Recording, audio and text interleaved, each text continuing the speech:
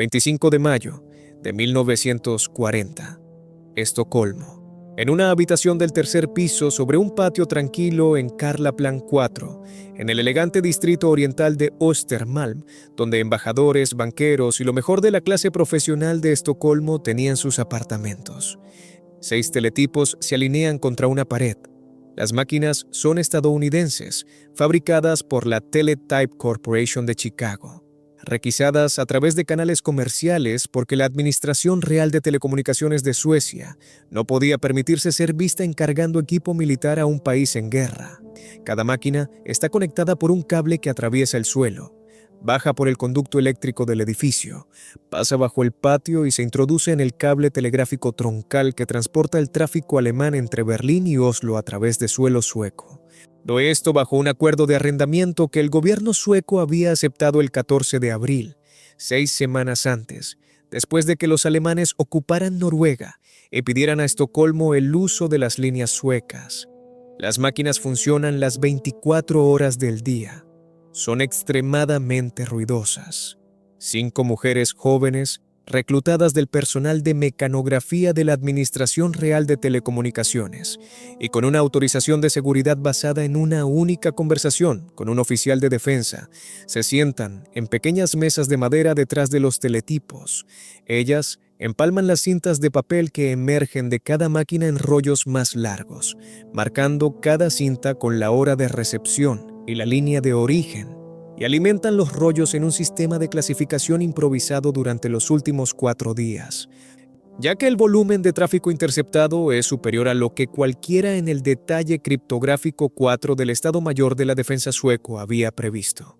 Las cintas están cubiertas de código Baudot, el alfabeto de teletipo de 5 bits, expresado como combinaciones de puntos y pequeños cuadrados que las mujeres han aprendido a leer de un vistazo. El tráfico está cifrado. Ninguna de las mujeres puede leerlo. Ninguno de los criptoanalistas del edificio puede leerlo tampoco.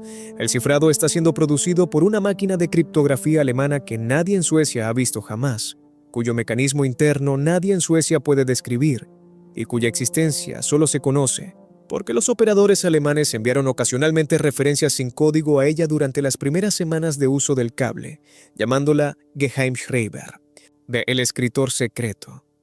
El Estado Mayor sueco ha asignado el problema de descifrarlo a un profesor de matemáticas de 35 años de la Universidad de Uppsala que ha bajado a Estocolmo por iniciativa propia, que no tiene formación en criptografía moderna más allá de un único curso realizado durante el servicio militar obligatorio en 1930, que trabaja solo en una pequeña oficina al final del pasillo con la puerta cerrada y a quien se le ha entregado como material de trabajo una pila de las mismas cintas de papel que las mujeres están archivando. Su nombre es Arne Berlin. Está sentado ante un escritorio de madera con un lápiz, una pila de papel en blanco y las cintas de 24 horas de tráfico alemán interceptado. Lleva varios días trabajando en el problema. Aún no lo sabe, pero lo resolverá en aproximadamente 2 semanas. Él lo hará sin ver nunca la máquina alemana, sin dibujos técnicos, sin consultar a nadie fuera de Suecia y sin ninguno de los recursos que la operación mucho más grande de Bletchley Park en Inglaterra estaba aplicando simultáneamente al cifrado Enigma, más sencillo.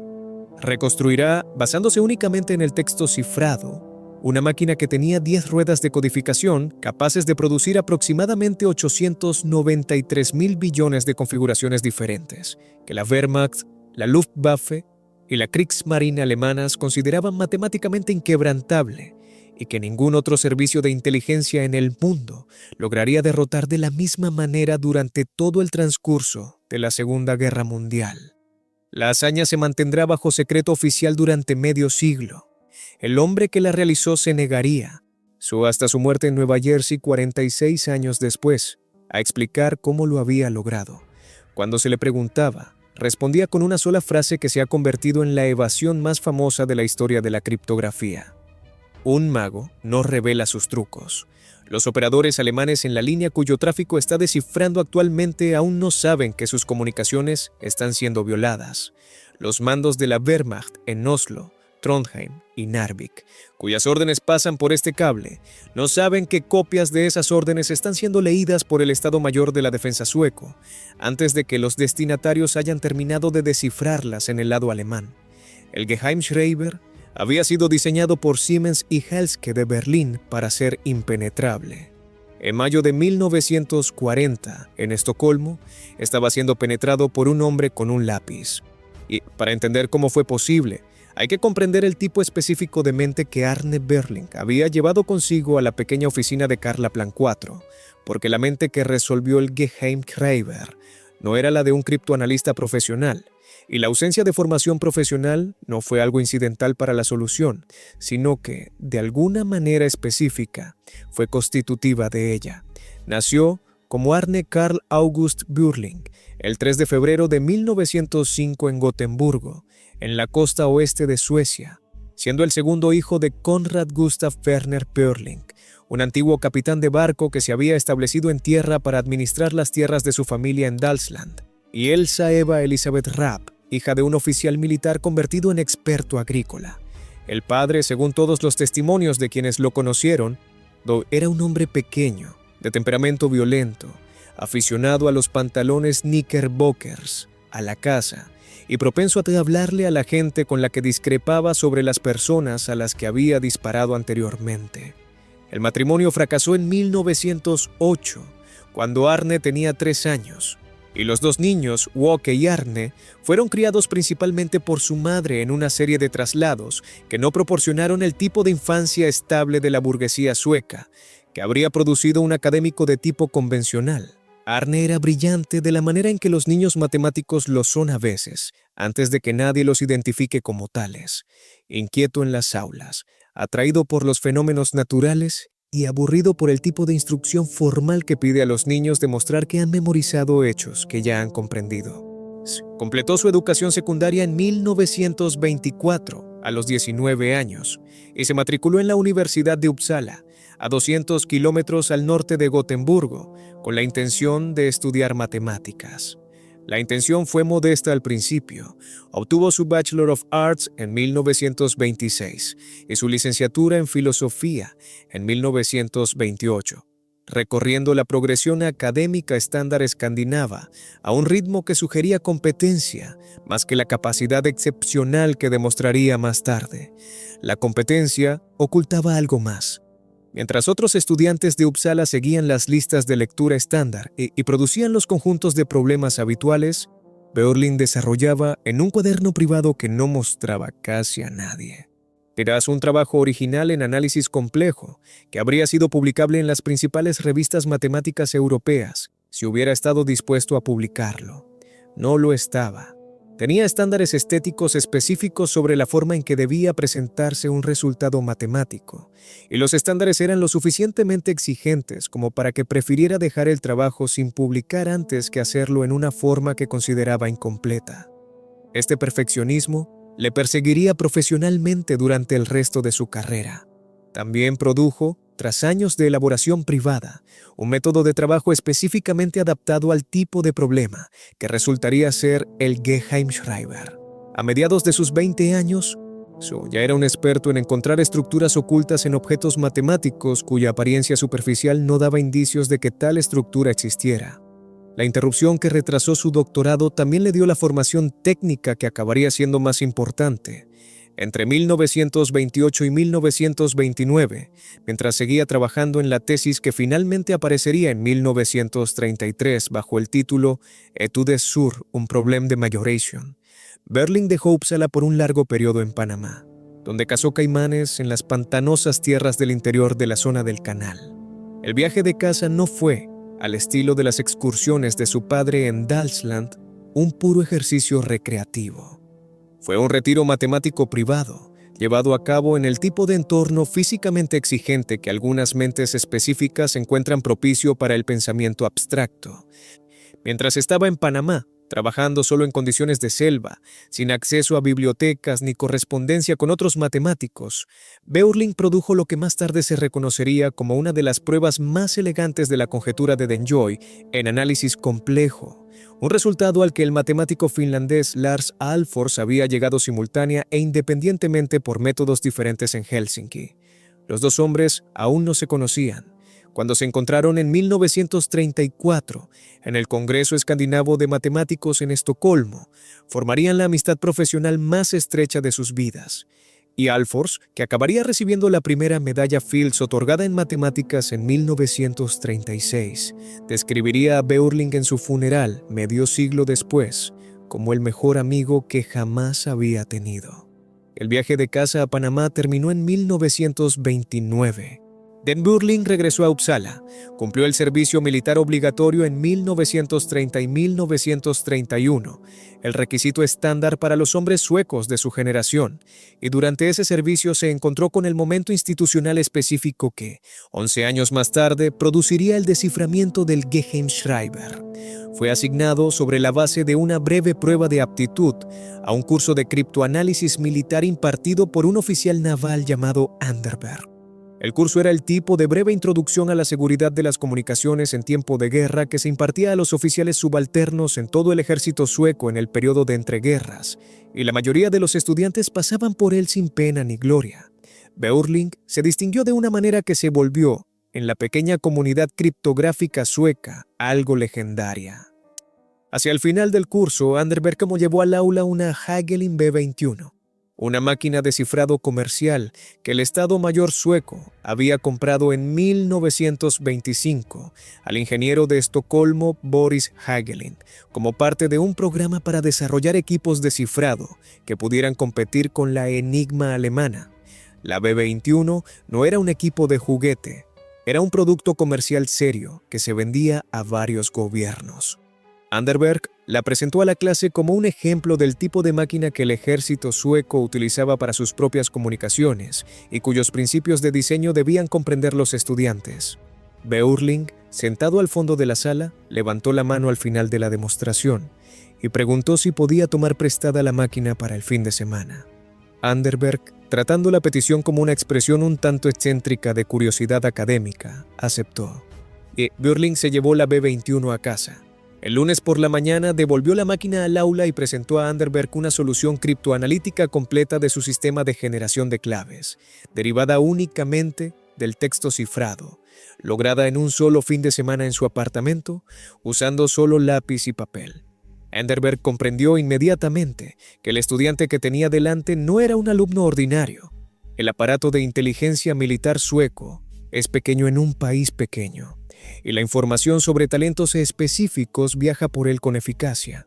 El nombre de Beurling se añadió a una lista, mantenida por el detalle criptográfico 4 en el Estado Mayor de la Defensa, de matemáticos a los que se podía recurrir si la situación estratégica de Suecia se deterioraba hasta el punto de tener que reclutar expertos civiles para el esfuerzo criptográfico.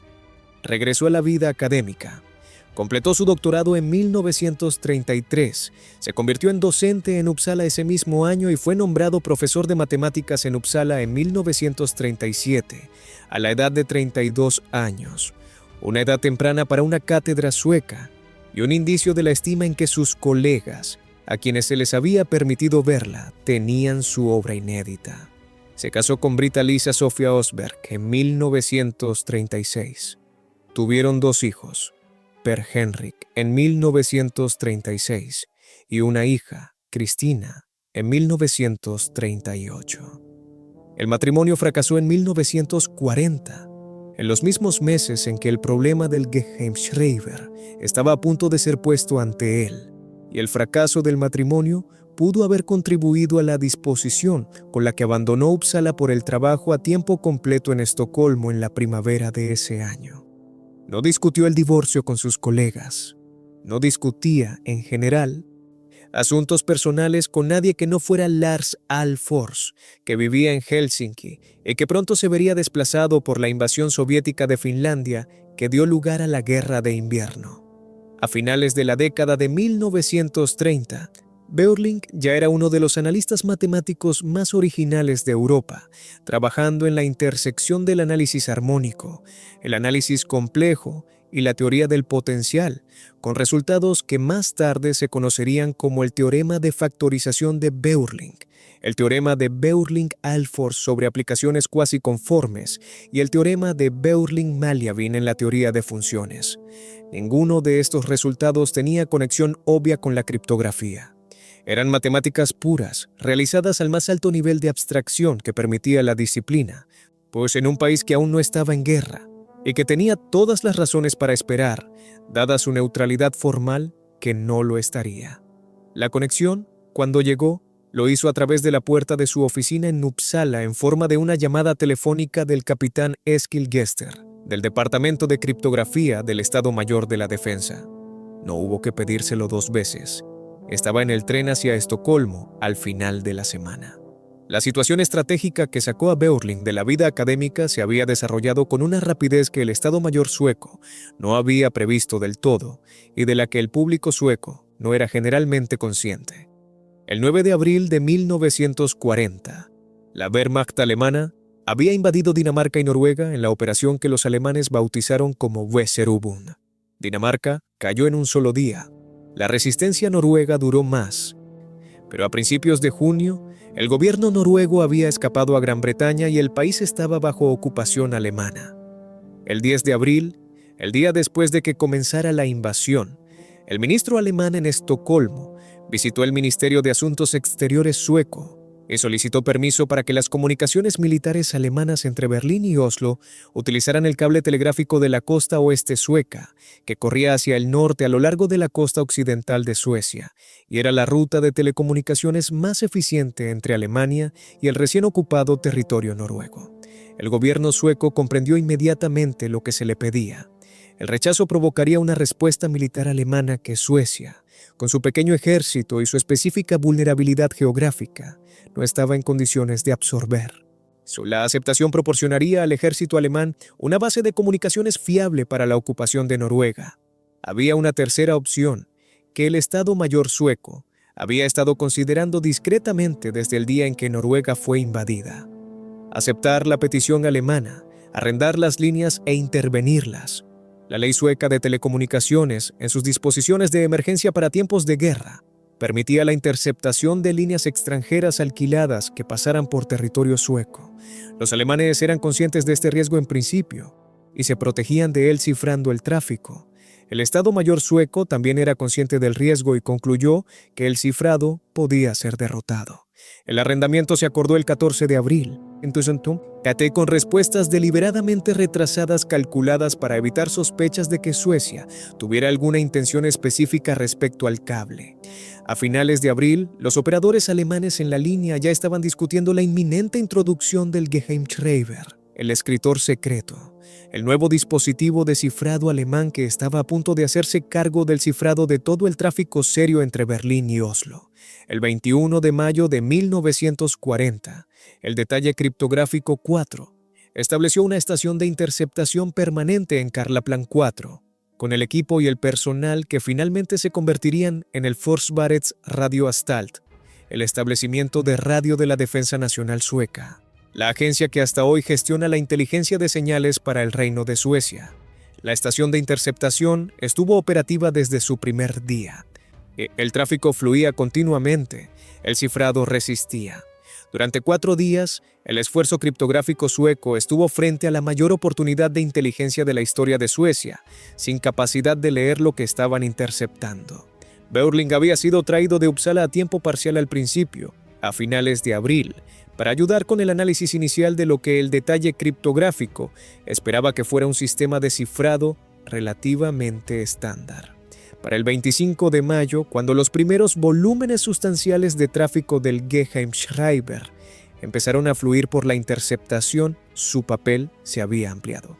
Se le asignó su propia oficina, se le dio todo el papel que pidió, se le entregó la totalidad de las interceptaciones del día, 24 horas de texto cifrado con marcas de tiempo e identificadores de línea, y se le dijo que el problema analítico era suyo para organizarlo. Los analistas existentes del detalle criptográfico le ayudarían con cualquier trabajo auxiliar que solicitara. Él solicitó muy poca ayuda. Lo que tenía ante sí, en aquella mañana del 25 de mayo de 1940, era algo a lo que ningún otro equipo criptoanalítico del mundo se había enfrentado jamás como material de trabajo principal. Un volumen sustancial de texto cifrado producido por una máquina desconocida, en uso operativo por el ejército alemán, sin equipo capturado, sin especificaciones técnicas, sin información interna de ninguna fuente humana y sin ningún sistema comparable disponible para el análisis comparativo. Lo que tenía de su lado, frente a esta ausencia de recursos, era un lápiz, una pila de papel. Solo un alemán fluido y una intuición matemática específica que se había desarrollado a lo largo de 15 años de trabajo en análisis armónico y teoría de variables complejas, y que estaba a punto de demostrar su aplicabilidad a un problema que ningún analista armónico antes que él había tenido que resolver. El Geheimschreiber que Börling estaba a punto de descifrar era, en su forma madura, un dispositivo de una complejidad formidable. La Siemens y Halske T52, como la llamaban sus fabricantes, era un teletipo que realizaba el cifrado en línea con la transmisión, de modo que un operador en un extremo podía escribir una frase en alemán claro y el destinatario en el otro extremo veía la misma frase en alemán emerger de su propio teletipo, con el cifrado y el descifrado realizados de forma automática e invisible por las máquinas de cada extremo. La máquina tenía 10 ruedas de codificación, con un número de pasadores cuidadosamente elegidos para ser coprimos entre sí, de modo que las posiciones de las ruedas recorrían todo su espacio combinatorio antes de que se repitiera cualquier patrón. Cada uno de los 5 bits de cada carácter Baudot que pasaba por la máquina era sometido a una operación X o R contra la salida de 3 de las ruedas, con la elección de las ruedas determinada por un panel de conexiones que el operador podía configurar de forma distinta para cada sesión. Tras el paso X o R, el patrón de bits resultante se sometía a una segunda transformación que intercambiaba o no pares de bits, con las decisiones de intercambio controladas también por las salidas de las ruedas. El número total de configuraciones distintas que la máquina podía producir, teniendo en cuenta las posiciones de las ruedas y los ajustes del panel de conexiones, era del orden de 893.000 billones. Los criptógrafos alemanes que habían diseñado el sistema a finales de la década de 1930 consideraban con cierta justificación que era seguro contra cualquier ataque criptoanalítico práctico. No habían previsto del todo el modo de fallo específico que Börling estaba a punto de explotar, que era el mismo que, 3 años más tarde, permitiría a Bill Todd en Bletchley Park descifrar la máquina relacionada, la Lorenz. El modo de fallo era la disciplina. Los operadores alemanes, trabajando en el campo, a veces cometían errores. En ocasiones, esos errores consistían en enviar 2 mensajes diferentes con los mismos ajustes de rueda. Es lo que la literatura criptográfica denomina una profundidad, depth, y que produce cuando 2 mensajes de este tipo se someten a una operación XOR entre sí, el mismo resultado que aplicar X o R a los textos originales subyacentes, cancelándose el cifrado. Una profundidad de 2 en un cifrado correctamente diseñado es estadísticamente detectable, pero no trivial de resolver. Una profundidad de 2 en un sistema cuyo lenguaje de texto plano es conocido, con operadores que tienden a empezar los mensajes con aperturas estereotipadas, como saludos militares estándar, con transmisiones frecuentes de nombres de lugares y designaciones de unidades cuyo perfil lingüístico es altamente distintivo. A veces puede resolverse a mano. Börling había identificado en el primer día de trabajo con las interceptaciones de que los operadores alemanes estaban produciendo profundidades. Había identificado específicamente que los operadores tendían a insertar lo que se llamaba el cambio alfa shift, el carácter de teletipo que cambia del modo numérico al alfabético, entre cada 5 caracteres de una secuencia numérica automática, de una manera que producía una señal reconocible en el texto cifrado, incluso después de la encriptación. había identificado que los operadores insertaban rutinariamente la cifra 3 para marcar el cambio alfa y la cifra 5 para marcar un espacio, y que estos caracteres aparecían con tal regularidad en el texto plano que sus equivalentes en el texto cifrado, cuando se rastreaban a través del cifrado, le decían cosas sobre el mecanismo de las ruedas que ningún análisis de cifrado puro podría revelar. Marcó los supuestos cambios alfa y espacios con lápiz rojo en la cinta impresa. Trabajó en las consecuencias de sus hipótesis sobre papel rayado. Llenó página tras página con cálculos a mano. Durmió poco. Comió en el escritorio. No habló con nadie fuera del pequeño círculo de criptógrafos de Karlaplan 4. Para la segunda semana de junio de 1940, ya tenía un modelo matemático funcional de los principios de construcción del Geheimschreiber. Podía explicar sobre el papel cómo estaban dispuestas las ruedas, cómo se combinaban sus salidas para producir el cifrado, cómo el panel de conexiones alteraba la selección de las ruedas, cómo la operación de intercambio de bits interactuaba con el X o R, y cómo el sistema total podía reconstruirse mecánicamente a partir de los principios que había derivado. No había visto, en ningún momento de este trabajo, la máquina que estaba reconstruyendo. No se había correspondido con nadie fuera de Suecia. No había utilizado ningún equipo más sofisticado que un teletipo que imprimía el texto cifrado que estaba analizando. Había descifrado, en aproximadamente 2 semanas de trabajo solitario en una pequeña oficina de Estocolmo, la máquina de cifrado más avanzada que el Reich alemán desplegaría durante toda la guerra. Lo que siguió en las semanas posteriores a la solución de Börling fue la conversión de su reconstrucción teórica en una capacidad operativa de descifrado, y este trabajo atrajo a un pequeño equipo que acabaría creciendo hasta superar las 200 personas, ocupando varias plantas del edificio de Karlaplan 4. Börling colaboró estrechamente con Viggo Lindstein, un ingeniero de L.M. Ericsson. Es la empresa sueca de telecomunicaciones que había comenzado en la década de 1870 como un taller de reparación de telégrafos en Estocolmo y se había convertido en una de las mayores empresas industriales de Suecia.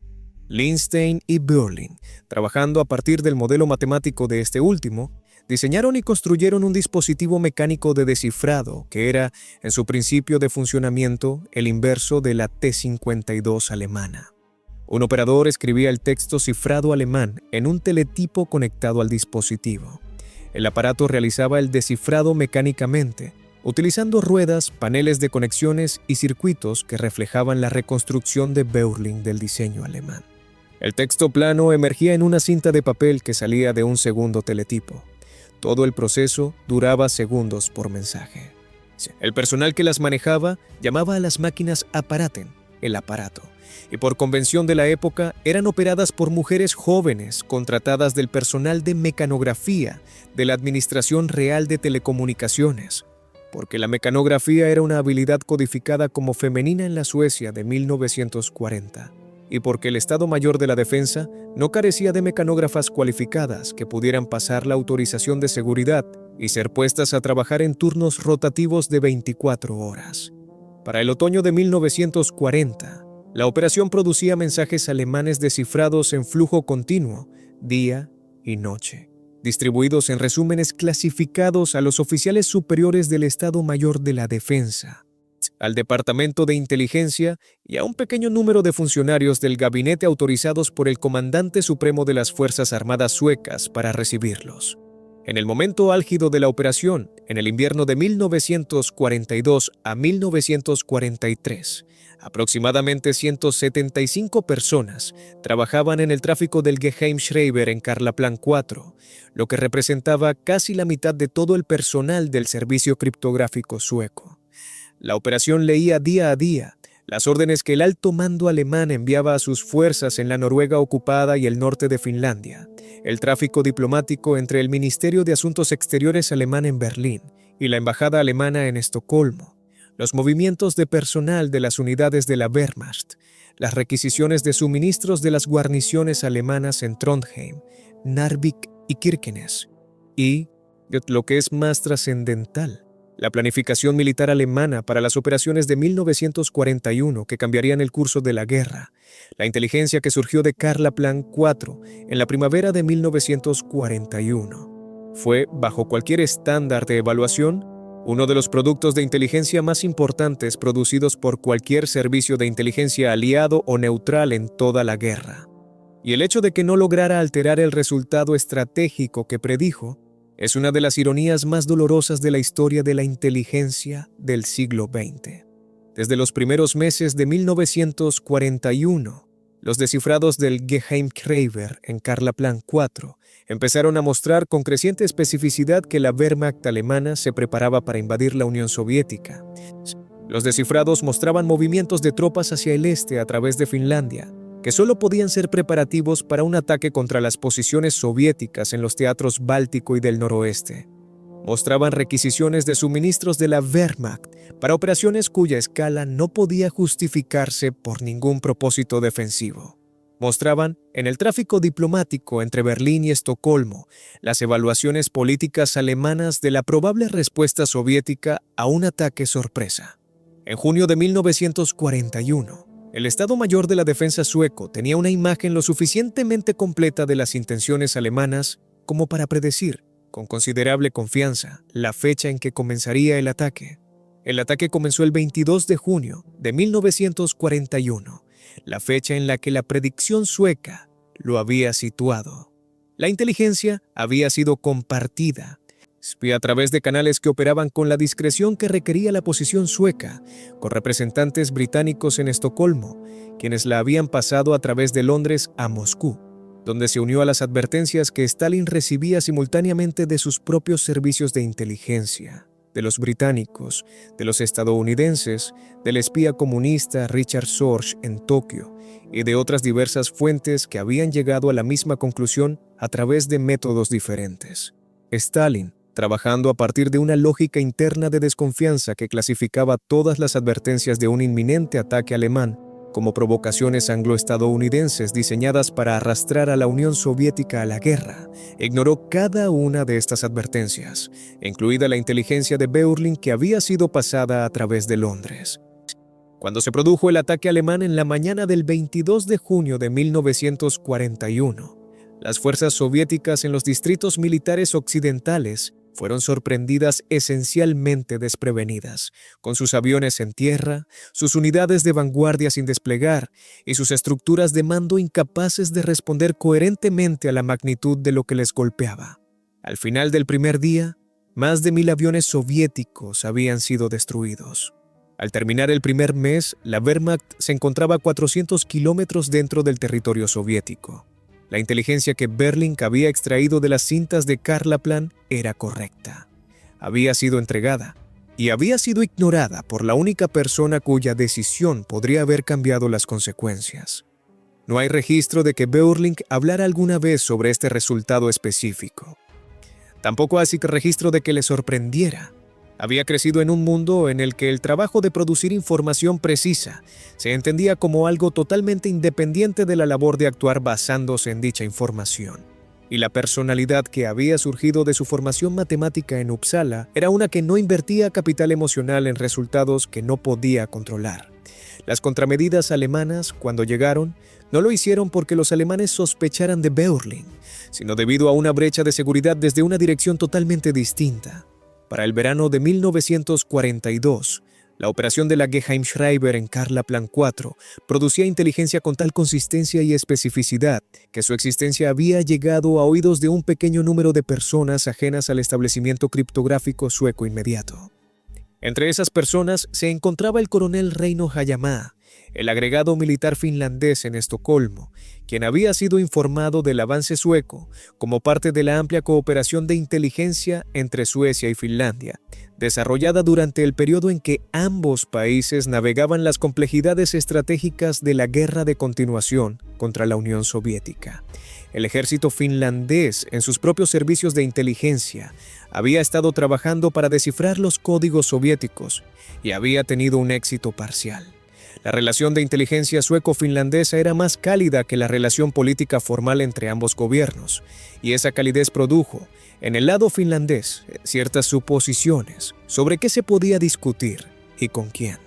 En el otoño de 1942, un oficial finlandés llamado Stuen En una conversación en Estocolmo, cuyo contenido específico nunca ha sido reconstruido por completo en el registro histórico abierto, transmitió a un contacto alemán información que sugería que los suecos estaban leyendo el tráfico de la Geheimschreiber. Los alemanes se tomaron la advertencia en serio. A partir de octubre de 1942, todo el tráfico de la Geheimschreiber hacia y desde los mandos alemanes en Oslo y Rovaniemi fue redirigido fuera de las líneas suecas, transmitiéndose en su lugar a través de cables danés-noruegos o finlandés-bálticos, instalándose en algunos casos nuevos cables dedicados específicamente para evitar el territorio sueco. La introducción de nuevos modelos de Geheimschreiber en 1944, las variantes D y E, con mecanismos de cifrado que las técnicas de reconstrucción de Beurling no podían romper solo con el texto cifrado, completó el cierre de la ventana sueca. La misteriosa máquina ICOS, posiblemente un desarrollo del accesorio Z, fue introducida en el mismo periodo y nunca fue descifrada por el servicio sueco. El tráfico que continuó fluyendo por las interceptaciones de Karlaplan después de octubre de 1942 se redujo en volumen, fue cada vez más diplomático en su contenido y progresivamente menos útil como fuente de inteligencia militar operativa.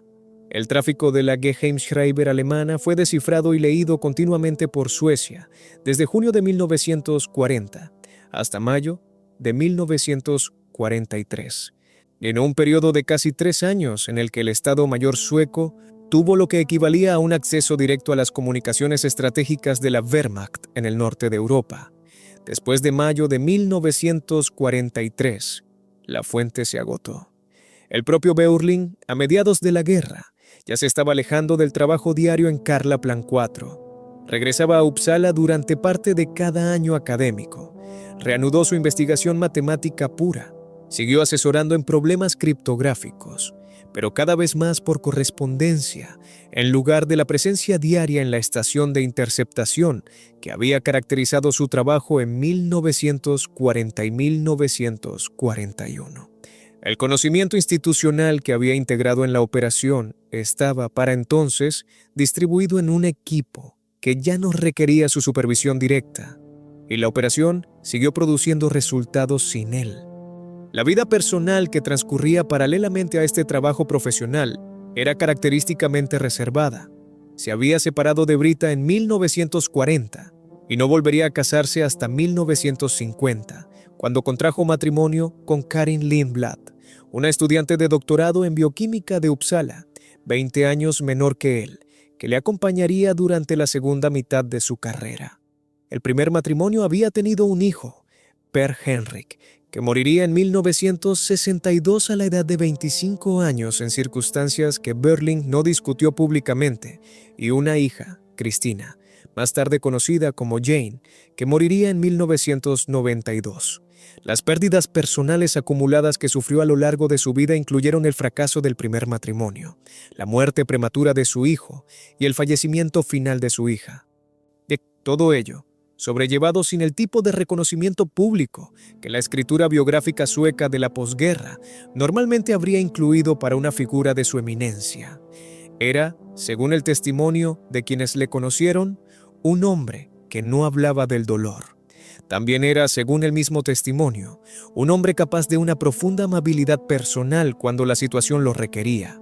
La historia que sobrevive con más claridad en el registro de archivo implica a Lars Alfors, el matemático finlandés que había sido el amigo profesional más cercano de Beurling desde 1934. En 1944, Alfors y su familia habían escapado de Helsinki a Suecia durante los bombardeos soviéticos de la capital finlandesa. Beurling invitó inmediatamente a la familia Alfors a Uppsala.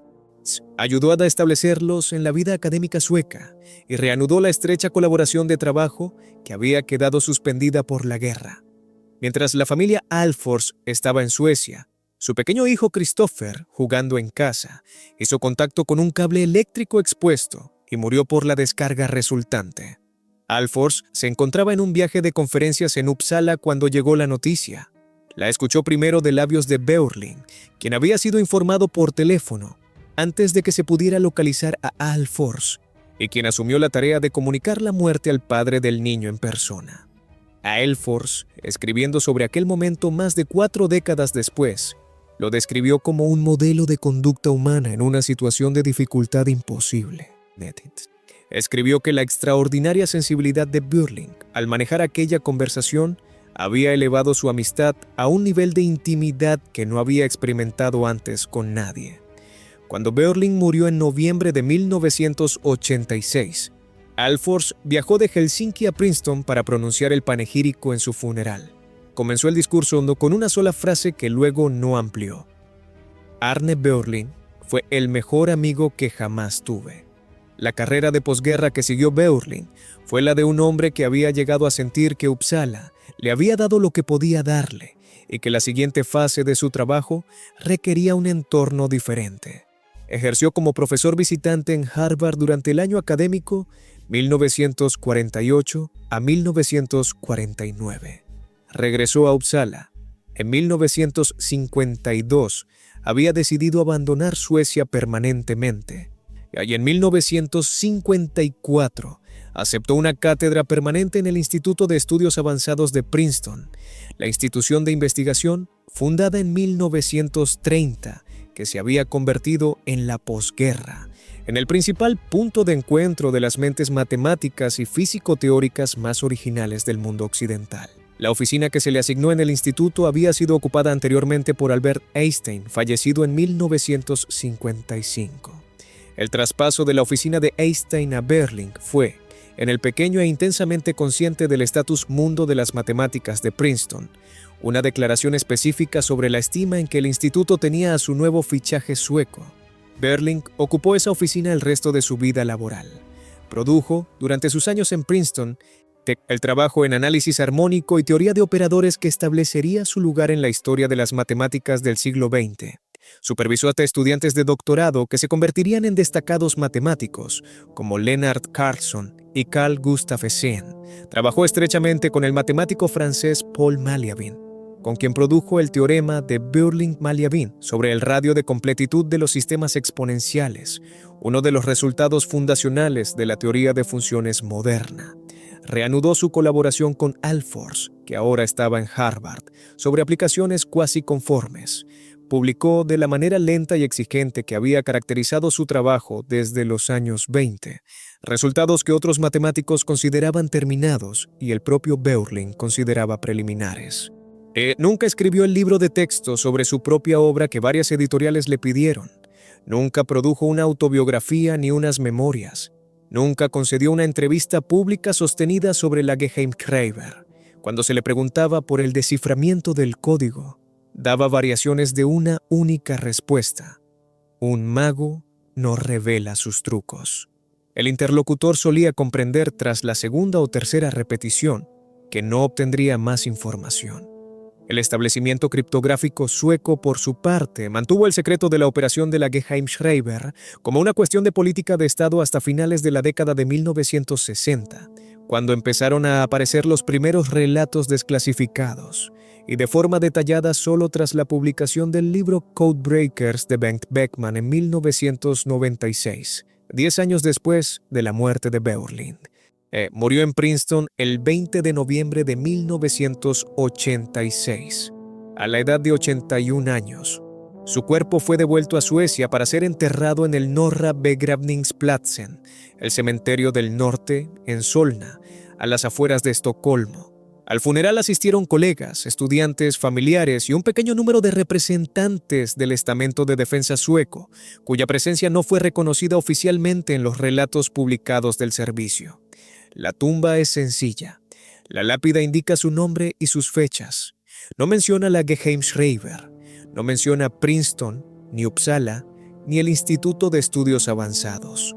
No menciona los 893,000 billones de combinaciones de claves que había derrotado en 2 semanas en mayo de 1940 con un lápiz y una pila de papel. La tradición sueca de conmemoración pública es reservada en cuestiones de secreto de Estado, y los servicios criptográficos han seguido siendo, incluso en el periodo posterior a la Guerra Fría, reacios a dar publicidad a las contribuciones específicas de individuos que ellos mismos habrían preferido la privacidad. Lo que sobrevive en la memoria institucional del Forsvarets Radioanstalt el descendiente moderno del detalle criptográfico 4. Es una cultura organizativa específica que se remonta a la pequeña oficina de Carla Plan 4 en 1940 y que trata la solución de 2 semanas de Beurling a la Geheimschreiber como algo más cercano a un mito fundacional que a un episodio histórico. La agencia alberga en sus instalaciones los documentos y aparatos que sobreviven del trabajo original. La primera de las máquinas de descifrado que Beurling y Lindstein built en el verano de 1940 se conserva en condiciones de funcionamiento. Las cintas originales, con las marcas de lápiz rojo que Beurling utilizó para identificar los desplazamientos alfa, se guardan en archivos que todavía están parcialmente clasificados 86 años después de los hechos. Las salas de teletipos se han conservado como exhibiciones históricas. Nada de este material es accesible al público en general. La agencia considera, con cierta justificación, que los principios de trabajo del criptoanálisis, tal como los practicaba Beurling, no están totalmente obsoletos y que las técnicas que desarrolló para inferir la arquitectura de las máquinas a partir del texto cifrado conservan un valor operativo en una era de comunicaciones digitales y computación cuántica. El matemático David Kahn, en la obra de referencia estándar sobre la historia de la criptografía, el volumen de 1967 titulado simplemente The Codebreakers, dedicó un pasaje al logro de Beurling que se ha convertido en la valoración canónica en la literatura abierta. Posiblemente, la hazaña más refinada de criptoanálisis realizada durante la Segunda Guerra Mundial fue la solución de Arne Beurling al secreto de la Geheimschreiber. La valoración no ha sido seriamente cuestionada en los 60 años transcurridos desde que Kahn la publicó, solo se ha refinado. La cuestión específica de cómo lo hizo Beurling se ha convertido, ante la ausencia de cualquier relato del propio hombre, en uno de los problemas genuinamente misteriosos de la literatura histórica sobre la Segunda Guerra Mundial. Carl Gösta Borelius, que se incorporó al servicio criptográfico sueco en 1941 como joven recluta y que sirvió en él hasta su jubilación en 1985, emprendió finalmente una reconstrucción del método de Beurling, trabajando a partir de los documentos supervivientes y de su propia memoria de las conversaciones que había mantenido con el veterano a lo largo de 4 décadas.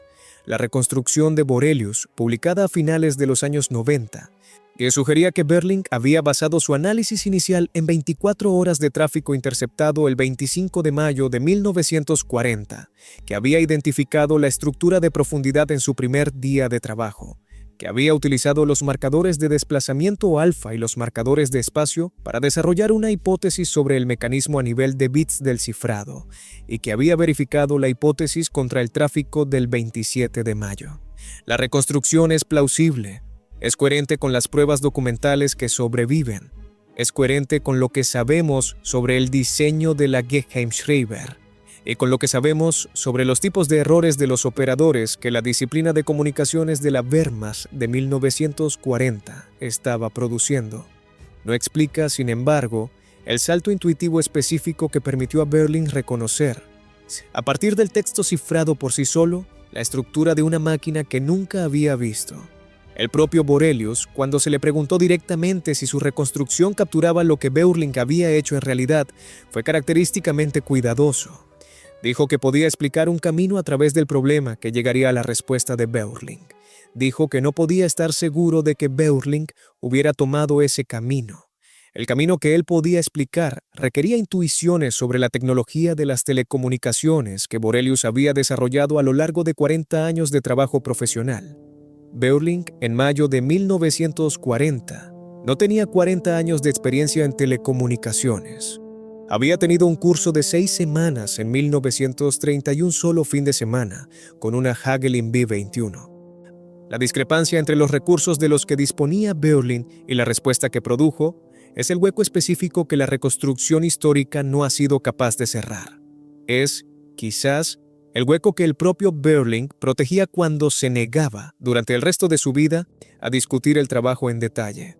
Había resuelto el problema tan rápido que, según sus propios comentarios ocasionales y elípticos, le resultaba embarazoso explicar la solución. El genio, en la valoración que David Kahn ofrecería finalmente y que la reconstrucción de Borelius respalda implícitamente, residía en la sencillez del camino que había tomado. Y esa sencillez era el tipo de sencillez que solo una mente matemática extraordinaria podría haber reconocido como disponible. Lo que esta historia nos deja, pero 86 años después de los acontecimientos en Carlaplan 4, es un problema filosófico específico sobre la relación entre la capacidad individual y el resultado histórico al que el lector moderno se siente a veces incómodo de enfrentarse. El desciframiento sueco de la Geheimschreiber no cambió.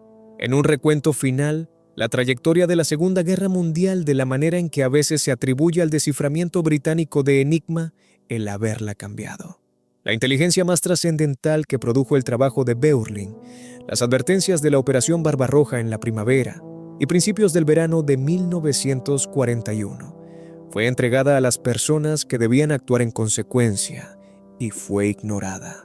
La capacidad de descifrado se perdió en 1942 cuando los alemanes desviaron sus cables. Esto se perdió de nuevo en 1943 cuando se actualizaron las máquinas de cifrado y nunca se recuperó. El Estado sueco se benefició de una inteligencia estratégica continua sobre las intenciones militares alemanas en el norte de Europa durante un periodo en el que esa inteligencia ayudó a Suecia a navegar por su propia neutralidad con mayor precisión de lo que habría sido posible de otro modo. Pero la forma general de la guerra no se vio alterada por nada de lo que salió de Carlaplan 4. El trabajo fue, en este sentido específico, un éxito que no produjo el éxito para el que había sido diseñado. El propio Börjling, preguntado en varios momentos de las décadas de posguerra si consideraba que el trabajo había valido la pena, quien dio respuestas que sugerían que había reflexionado sobre la cuestión y que había llegado a una opinión firme que no le interesaba revisar. El trabajo había valido la pena porque había estado dentro de su capacidad hacerlo. El uso que se hubiera hecho de él era una cuestión aparte, controlada por otras personas, decidida en otras salas, y algo de lo que nunca se había considerado responsable. Este era el marco de pensamiento de un hombre, cuya formación matemática le había inculcado un tipo específico de separación entre la actividad de producir la verdad y la actividad de utilizarla, y que había mantenido esa separación a través de 5 años de guerra y 40 años de paz. Era el marco de un hombre que en la primavera de 1940 entró en una pequeña oficina de Estocolmo con un lápiz y salió 2 semanas después, habiendo resuelto un problema que los jefes criptógrafos de la Wehrmacht habían considerado irresoluble. El lápiz seguía en su bolsillo cuando murió 46 años más tarde en un país diferente. El problema nunca volvió a ser resuelto por nadie más, en ningún otro país, durante la guerra para la que había sido diseñado. La sencillez de su solución, que Borelius había sido capaz de reconstruir, pero no de explicar, se había convertido en uno de los pequeños rasgos permanentes de la historia del pensamiento humano, como la sencillez del principio de Arquímedes o la sencillez de la manzana de Newton.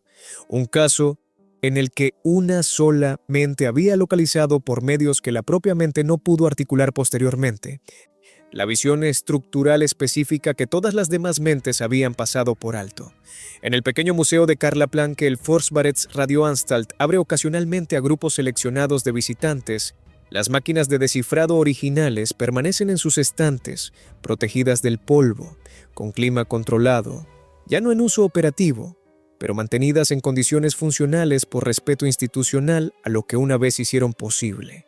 El teletipo que entregó el texto cifrado del 25 de mayo de 1940 a la oficina de Börjling no se conserva. Era una máquina comercial estadounidense y fue devuelta al servicio civil después de la guerra. El escritorio en el que trabajó Börjling tampoco se conserva. Era un escritorio de oficina ordinario, requisado a un proveedor de muebles, y fue desechado en una renovación en los años 60. El lápiz que utilizó no ha sobrevivido, El único artefacto físico específico que queda, más allá de la maquinaria que Lindstein construyó a partir de su reconstrucción teórica, es un pequeño juego de cintas de papel con marcas de lápiz rojo hechas por su mano, que indican los desplazamientos alfa y los espacios en el texto cifrado que había leído en la segunda semana de junio de 1940, con la misma facilidad con la que un lector fluido de alemán podría leer un periódico. Las cintas han sido digitalizadas. Se guardan en una cámara acorazada en la sede de la FRA. No son accesibles al público.